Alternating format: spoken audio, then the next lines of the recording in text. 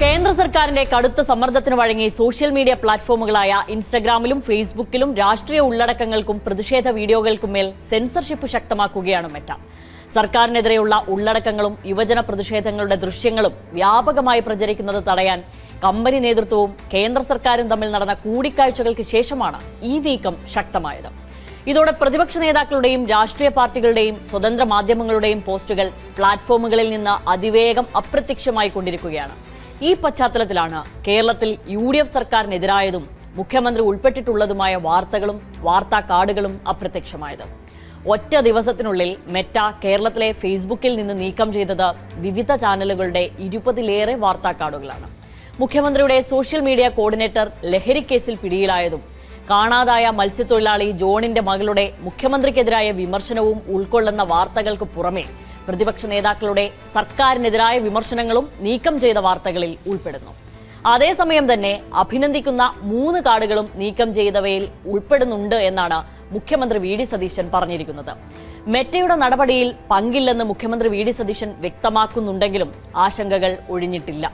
ഈ വിഷയമാണ് ഇന്നത്തെ സ്പോട്ട്ലൈറ്റ് പരിശോധിക്കുന്നത്. ഇത് മെറ്റയുടെ സെൻസർഷിപ്പോ? Your photo is unavailable in India എന്ന സന്ദേശമാണ് നിയന്ത്രിക്കപ്പെട്ട നിരവധി പോസ്റ്റുകൾ തുറക്കുമ്പോൾ ഫേസ്ബുക്ക് നൽകുന്നത്.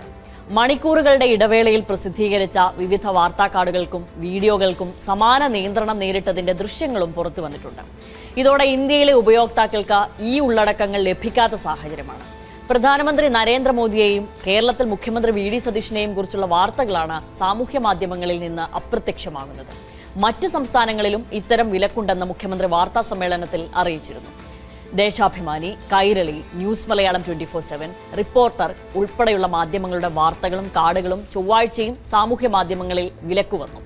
അതേസമയം ഡൽഹി ജന്തർ മന്ദറിൽ സമരം ചെയ്ത വിദ്യാർത്ഥികളെ അധിക്ഷേപിക്കുകയും വധഭീഷണി മുഴക്കുകയും ചെയ്ത RSS നേതാവ് TG മോഹൻദാസിന്റെ പ്രസംഗങ്ങൾക്കെതിരെ സമാന നടപടി ഉണ്ടായിട്ടില്ല എന്ന വിമർശനവും ഉയരുന്നുണ്ട്. VD സതീശൻ സർക്കാരിന്റെ മാധ്യമ സെൻസർഷിപ്പ് ഏകാധിപത്യപരമാണെന്ന് പ്രതിപക്ഷ നേതാവ് പിണറായി വിജയൻ പറഞ്ഞു.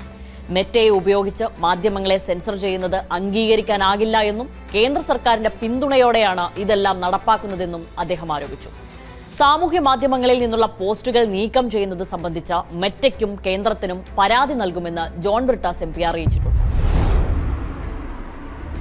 ജൂലൈ 23-ന് പ്രധാനമന്ത്രി രാജ്യത്തെ യുവാക്കളെ അഭിസംബോധന ചെയ്ത വീഡിയോ ഫേസ്ബുക്ക് താത്കാലികമായി നീക്കിയതാണ് വിവാദങ്ങൾക്ക് തിരികൊളുത്തിയത്. ഇതേ തുടർന്ന് പാർലമെന്ററി സ്റ്റാൻഡിംഗ് കമ്മിറ്റിയും കേന്ദ്ര IT മന്ത്രാലയവും മെറ്റയുടെ പ്രതിനിധികളെ വിളിച്ചുവരുത്തി വിശദീകരണം തേടുകയും ചെയ്തു. പിന്നാലെ മെറ്റ CEO മാർക്ക് സക്കർബർഗ് മാപ്പ് പറയുകയും ചെയ്തിരുന്നു. സാങ്കേതിക തകരാർ മൂലമാണ് വീഡിയോ നീക്കം ചെയ്യപ്പെട്ടതെന്നും പിന്നീട് ഇത് പുനഃസ്ഥാപിച്ചെന്നും കമ്പനി വ്യക്തമാക്കി. തുടർന്ന് കേന്ദ്ര സർക്കാരിന്റെ നിർദ്ദേശത്തെ തുടർന്ന് CJP നേതാക്കളുടെ സാമൂഹ്യ മാധ്യമ പോസ്റ്റുകൾ വ്യാപകമായി മെറ്റ നീക്കം ചെയ്തു. തെരുവുകളിൽ പ്രതിഷേധിച്ച സാധാരണക്കാരായ വിദ്യാർത്ഥികളുടെയും പ്രക്ഷോഭകരുടെയും റീലുകളും ഇൻസ്റ്റഗ്രാം ഇന്ത്യയിൽ ലഭ്യമാകാത്ത വിധം നിയന്ത്രിച്ചിട്ടുണ്ട്. ഇതിന്റെ തുടർച്ചയായാണ് കേരളത്തിൽ സർക്കാരിനെതിരായും അനുകൂലമായുമുള്ള പോസ്റ്റുകൾ നീക്കം ചെയ്യപ്പെട്ടത്. പോസ്റ്റുകൾ പ്രസിദ്ധീകരിക്കുന്നതിനു മുൻപോ അല്ലെങ്കിൽ ഉടനടിയോ തന്നെ നിർമ്മിത ബുദ്ധിയുടെ സഹായത്തോടെ അനാവശ്യ പദങ്ങളും അക്രമം നിറഞ്ഞ ചിത്രങ്ങളും അൽഗോരിതം സ്കാൻ ചെയ്ത് മെറ്റ നീക്കം ചെയ്യാറുണ്ട്. ഇതിനു പുറമെ ഉപയോക്താക്കൾ കൂട്ടത്തോടെ റിപ്പോർട്ട് ചെയ്യുന്ന പോസ്റ്റുകളും അടിയന്തര പരിശോധനയ്ക്ക് വിധേയമാക്കുന്നു. സങ്കീർണമായ വിഷയങ്ങളിൽ മലയാളം ഉൾപ്പെടെയുള്ള പ്രാദേശിക ഭാഷകൾ കൈകാര്യം ചെയ്യാൻ പ്രാവീണ്യമുള്ള വിദഗ്ധർ നേരിട്ട് പരിശോധിച്ചാണ് അന്തിമ നടപടിയെടുക്കുന്നത്. മെറ്റയുടെ ആഗോള കമ്മ്യൂണിറ്റി സ്റ്റാൻഡേർഡ്സിന് പുറമെ 2021-ലെ ഇന്ത്യൻ IT നിയമങ്ങളും പൂർണ്ണമായി പാലിച്ചാണ് മെറ്റ പ്രവർത്തിക്കുന്നത്. സാധാരണയായി ഓൺലൈൻ ഉള്ളടക്കങ്ങൾ നീക്കം ചെയ്യാൻ IT നിയമത്തിലെ സെക്ഷൻ 69A ആണ് ഉപയോഗിക്കാറുള്ളത്. അതിന് വ്യക്തമായ കാരണങ്ങളും സുരക്ഷാ മാനദണ്ഡങ്ങളും നിയമം അനുശാസിക്കുന്നുണ്ട്. എന്നാൽ അതിനെ മറികടക്കാനായി യാതൊരു മുൻകൂർ നോട്ടീസോ കൃത്യമായ നടപടിക്രമങ്ങളോ ആവശ്യമില്ലാത്ത സെക്ഷൻ 79ന്റെ ഉപവകുപ്പ് 3B സമാന്തര മാർഗമായി ഉപയോഗിക്കപ്പെടുന്നുണ്ട്.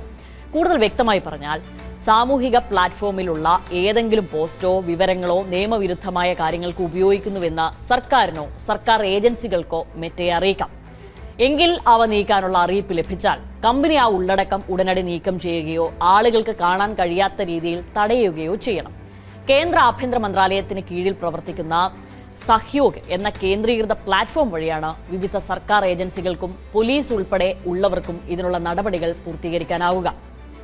കോടതികളുടെയോ ജുഡീഷ്യറിയുടെയോ യാതൊരു ഇടപെടലും ഇല്ലാതെ തന്നെ വൻതോതിൽ പോസ്റ്റുകൾ നീക്കം ചെയ്യാൻ ഈ സംവിധാനം സർക്കാരിന് വിപുലമായ അധികാരം നൽകുന്നുണ്ട്. വിദ്യാർത്ഥി പ്രക്ഷോഭ സമയത്ത് 1 കോടിയിലധികം ആളുകൾ കണ്ട വിദ്യാർത്ഥി പ്രക്ഷോഭങ്ങളുടെ ഇൻസ്റ്റഗ്രാം റീലുകൾ ഉൾപ്പെടെ ഇങ്ങനെ ഡിലീറ്റ് ചെയ്യപ്പെട്ടു. സർക്കാരിന്റെ ഈ നടപടി ജനാധിപത്യ വിരുദ്ധമാണെന്നും ഇത് അഭിപ്രായ സ്വാതന്ത്ര്യത്തിന്മേലുള്ള കടന്നുകയറ്റമാണെന്നുമാണ് പ്രതിപക്ഷവും ഡിജിറ്റൽ അവകാശ പ്രവർത്തകരും ആരോപിക്കുന്നത്. എന്നാൽ ഈ വൻ സെൻസർഷിപ്പിനെ കുറിച്ച് മെറ്റ ഇതുവരെ ഔദ്യോഗികമായി പ്രതികരിച്ചിട്ടില്ല.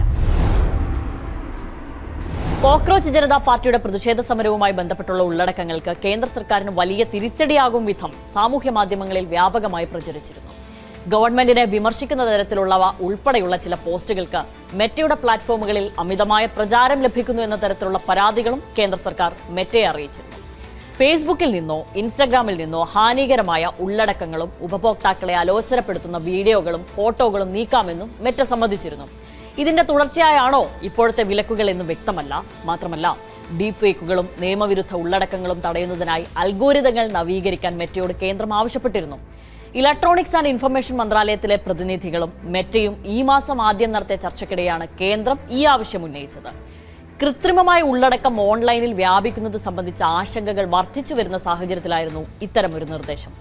സാമൂഹ്യ മാധ്യമങ്ങളിലെ രാഷ്ട്രീയ വാർത്തകൾക്കും ഭരണകൂട വിമർശനങ്ങൾക്കും നേരെ നടക്കുന്ന ഈ അപ്രഖ്യാപിത സെൻസർഷിപ്പ് ജനാധിപത്യത്തിലെ അഭിപ്രായ സ്വാതന്ത്ര്യത്തിന്മേലുള്ള പുതിയ വെല്ലുവിളിയാണ്. നടപടിക്ക് പിന്നിൽ സർക്കാർ ഇല്ലെന്ന് മുഖ്യമന്ത്രി വ്യക്തമാക്കുമ്പോഴും IT നിയമങ്ങളിലെ പഴുതുകൾ ഉപയോഗിച്ച് വൻതോതിൽ വാർത്തകളും പോസ്റ്റുകളും അപ്രത്യക്ഷമാകുന്നത് പൊതുസമൂഹത്തിൽ വലിയ ആശങ്കയാണ് സൃഷ്ടിക്കുന്നത്. ഇതോടുകൂടി ഇന്നത്തെ സ്പോട്ട്ലൈറ്റ് സമാപിക്കുന്നു. നാളെ മറ്റൊരു വിഷയവുമായി എത്താം.